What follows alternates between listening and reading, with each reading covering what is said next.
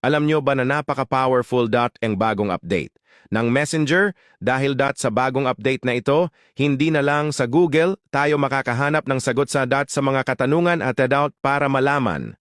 Ang sinasabi ko subukan nating puntahan at ang bagong features ni Meta pumunta lang sa Messenger at pindutin ang Meta AI sa baba. Ng inyong mga Messenger. Sinubukan kong magtanong sa part na ito at talaga namang may kasagutan at kumpleto na.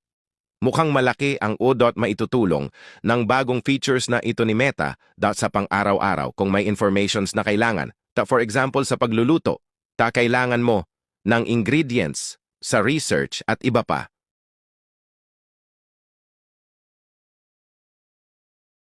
Sana po ay may bago na naman po na natutunan. Follow, like, share, and subscribe.